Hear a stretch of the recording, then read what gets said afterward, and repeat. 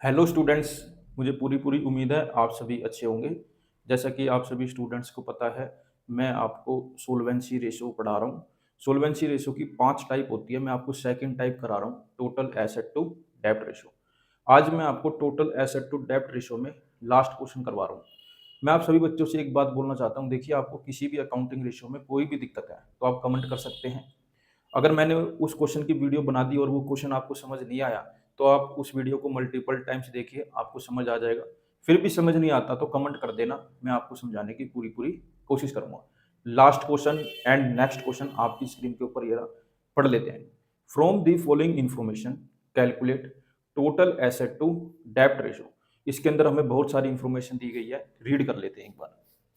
Property plant and equipment gross वाली दी गई है 6 लाख। नॉन करंट इन्वेस्टमेंट दी गई है 10,000। करंट एसेट दी गई है 2.5 लाख। लॉन्ग टर्म बोरिंग दी गई है 3 लाख।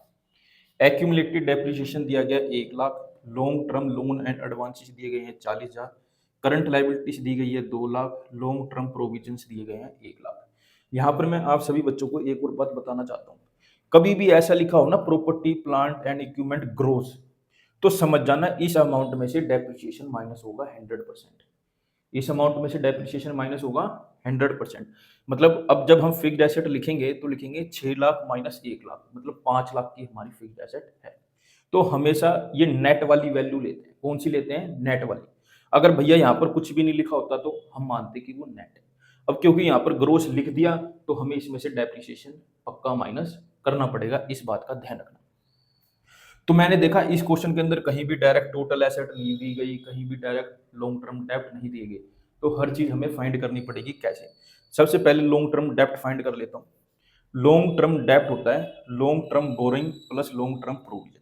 तो लॉन्ग टर्म बोरिंग क्या होती है? 3 लाख। लॉन्ग टर्म प्रोविजन क्या होते हैं? 1 लाख।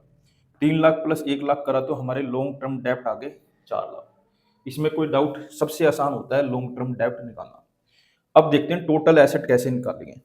तो हमें पता है टोटल एसेट का फॉर्मूला होता है fixed asset plus investment plus में करंट एसेट। अब देखो फिक्स्ड एसेट के बारे में मैंने आपको पहले ही बोल दिया था, 6 लाख में से 1 लाख माइनस करना पड़ेगा। Non current investment 10,000। Long term loan and advances 40,000। Current asset 2.5 lakh, ये यहाँ लिखनी पड़ेगी। 6 लाख में से 1 लाख जाएगा तो कितना बचेगा? 5 लाख। 10,000 प्लस 40,000 कितना होता है? 50,000। ये कितना है? 2.5 लाख। अब देखो 2.5 लाख प्लस 50,000 कितने हो गए? 3 लाख। 3 लाख प्लस 5 लाख कितने हो गए? 8 लाख। तो हमारी टोटल एसेट आ गई बेटा 8 लाख। तो अब हम क्या करेंगे, इन वैल्यूज को अपने फॉर्मूले में पुट कर लेंगे। कैसे?